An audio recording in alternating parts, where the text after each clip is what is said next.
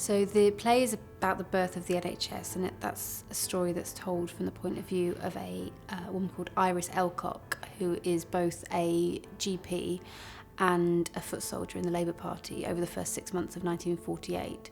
So she's someone who's been instrumental in developing and building the NHS, and we join her at the point when she discovers that her husband, who's also a GP, is voting differently to her in the British Medical Association plebiscite, which was the voting on whether they wanted an NHS or not. And lots of doctors at the time were not on the side of having an NHS.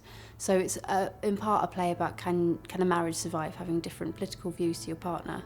It's a love story, and it's a play about how difficult it is to have revolutions in both a broader political sense and in our own lives. One of the facts that inspired the play is that when the NHS first started, the biggest symptoms that were being presented to NHS doctors were women with prolapsed uteruses, which was so telling to me, because actually prior to the NHS existing and healthcare being free at the point of delivery, there were just vast numbers of women in this country who were walking around with quite severe conditions, so that there would always be sixpence for the children or for their husbands. And it was something that really sharpened my sense of the NHS as a feminist project. The play is a bit of a gauntlet that I've thrown down in front of Mike and Ann and Fly, who's the brilliant designer.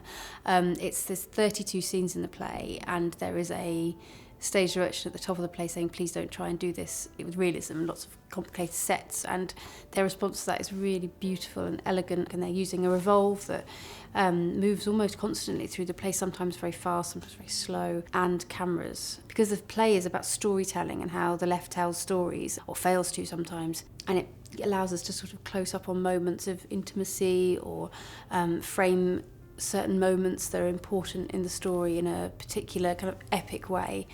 I've wanted to work at the Donmar for a really long time. It's a space that a theatre I love. It's sort of paradoxical in that it is very intimate, and you feel very involved in what is happening on stage as an audience member there. But at the same time, it can hold it can hold epic, it can hold huge sweeps of sort of story and history and all of that. It feels like a big little space. And I think also it sort of sets actors beautifully. It's like a sort of beautiful ring where like it just allows brilliant actors to sort of sit at the centre and do great work. And working with Mike and Ann, the private joke I've been having to myself is it's a play about sort of a romance, and actually what is being directed by sort of a creative romance in Mike and Ann, because the relationship between them is so sort of balletic and symbiotic. Anne is a movement director originally, but the way they're directing this as a sort of tango is really wonderful to watch.